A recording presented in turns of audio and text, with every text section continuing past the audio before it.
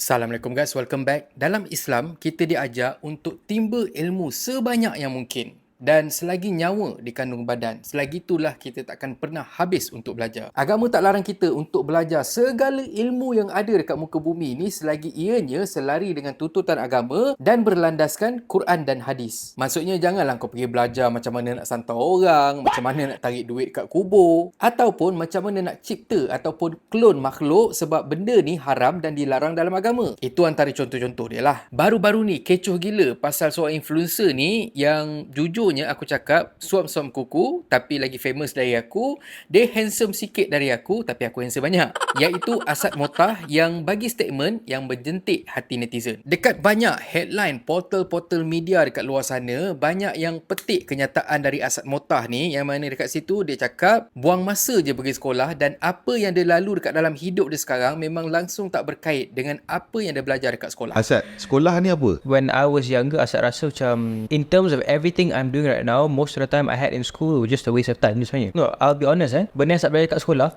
Nanti orang tibai tau. ya Ni. tak apa. Tapi for me, I respect your views and opinions. But like for me, benda yang Asad belajar, I mean benda yang Asad buat sekarang has nothing to do with school much. Like in terms of learning science all the way to very advanced, Penuntut Manson. all these weird things, and for me tak perlu. I rasa maybe the schooling system can be changed because we live in a modern world where everything sentiasa berubah kan. Tapi the schooling system has always been the same. Tapi sebagai insan yang pergi sekolah dan habis belajar, aku nak korang tengok video aku ni sampai habis sebab itu bukan setakat apa yang dia cakap je. Sebelum kita sembang lagi, sebenarnya Kepris pun ada ulas pasal isu ni yang mana Kepris ada kata, A lot of you guys DM me to talk about this. Pergi sekolah hanya membazir masa. Listen adikku. Yang pi sekolah tapi tak reti nak belajar, itulah yang membazir masa. Let me break it down.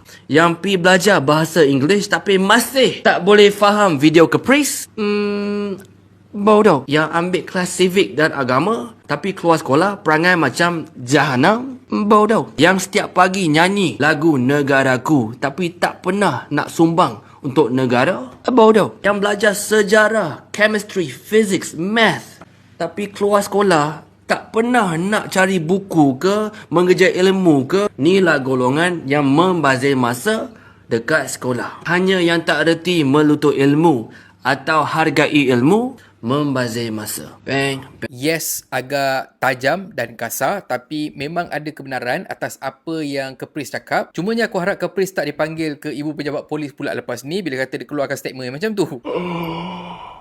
Aku masa awal-awal baca artikel Asad Motah ni pun aku rasa macam meluap-luap. Aku rasa marah sebabnya aku rasa macam tak patut apa benda yang dia cakap ni. Aku dah sedia dah untuk kritik dan juga hentam si Asad Motah ni. Tapi aku check dulu source ataupun sumber asal statement Asad ni dan katanya dia cuma bagi pandangan peribadi dia sahaja dan dia tak ajak pun orang untuk ikut jejak langkah dia dan berhenti sekolah. Just for people can understand Tapi jangan nak bring sekolah.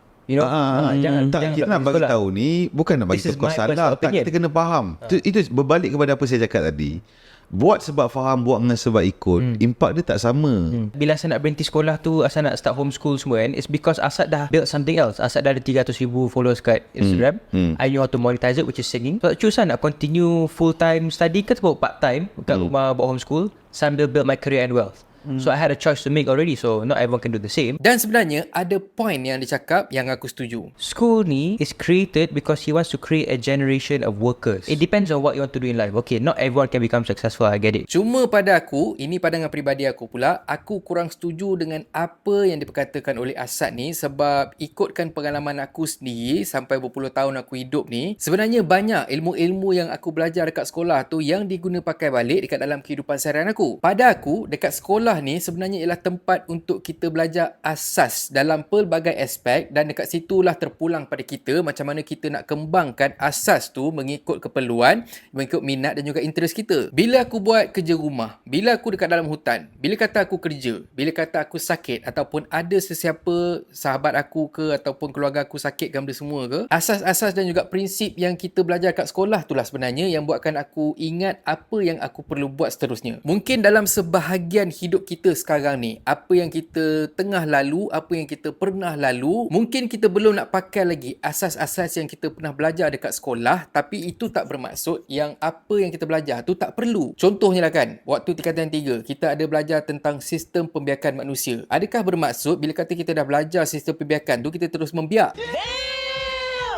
Gurau je. Tapi aku harap korang faham apa maksud aku. Satu lagi, apa yang aku nampak dekat sekolah ni sebenarnya dia boleh jadi satu networking. Contohnya macam aku dengan budak-budak sekolah aku. Tak kisahlah aku punya junior ke, aku punya batchmate ke, ataupun aku punya senior. Untuk junior ataupun senior ni, tak kisah yang dah bertahun-tahun ahead of aku.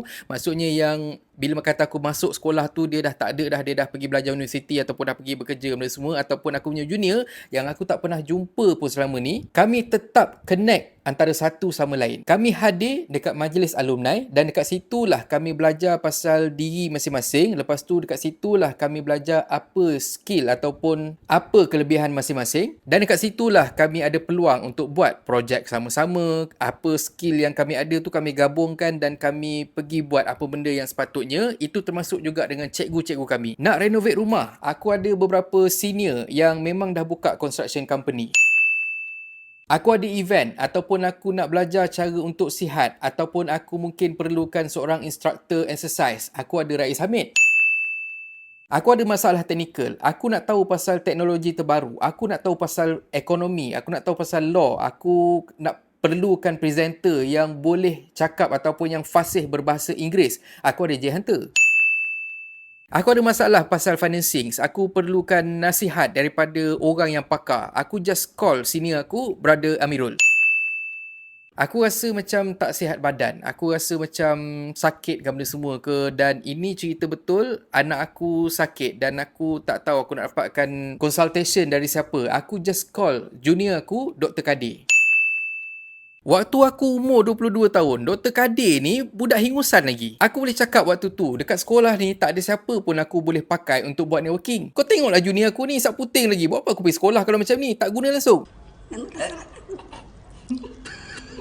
Tak. Aku gurau je Kadir. Tapi korang nampak apa poin aku, betul tak? Tak berguna sekarang, tak bermaksud tak berguna langsung. Mungkin apa yang kau belajar kat sekolah tu tak berguna untuk engkau. Tapi knowledge yang kau ada tu sebenarnya kau boleh manfaatkan untuk orang lain ataupun in future insyaAllah untuk anak-anak kau. Untuk Asad Motah ataupun siapa yang ada pemikiran yang macam tu, apa yang aku boleh nasihatkan dekat korang dek, jangan hidup dengan hanya berfikir pada waktu sekarang ni sahaja. Fikir pasal masa depan juga, sebab kita tak tahu apa yang kita bakal lalu. Misal katalah satu hari nanti kita terpaksa survive, kita terpaksa masuk dekat dalam hutan. Makanya apa yang kita belajar waktu kita join kelas pengakap, kelab pengakap ataupun camping sekolah ke benda semua ni, mungkin itulah yang menjadi punca macam mana kita boleh survive dekat dalam hutan tu nanti. Apa yang aku bagi tadi tu semua hanyalah contoh kasar saja. Dan untuk Asad Motah, kalau kata awak tak nak belajar, terpulanglah dekat awak. Tapi sebagai seorang senior yang dah berbelas tahun hidup lebih daripada awak, apa yang saya boleh kata, statement awak ni sebenarnya misleading dan sepatutnya disimpan untuk awak sendiri saja. Bukan apa sebab awak seorang influencer, walaupun awak punya followers tak adalah sampai berjuta-juta kan benda semua kan, tapi apa yang awak cakap tu tetap didengar oleh beratus ribu orang. Tapi macam mana pun, aku nak tahu juga pandangan korang. Adakah korang setuju dengan apa yang diberkatakan oleh Asad ataupun macam mana? Cuba korang komen kat ruangan bawah ni. Dan akhir kata pepantun, isteri mengidam pisang goreng, suami terbeli ayam gunting, suruh sekolah kau ponting, sembang ilmu tak penting. Dan kalau korang suka konten ada dalam channel ni, please consider to subscribe. Okay, so thank you very much for watching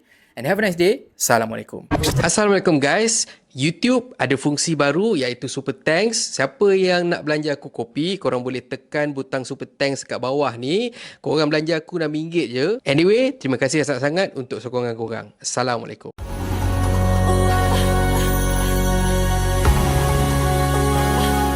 Kemarin yang mahal sini bang.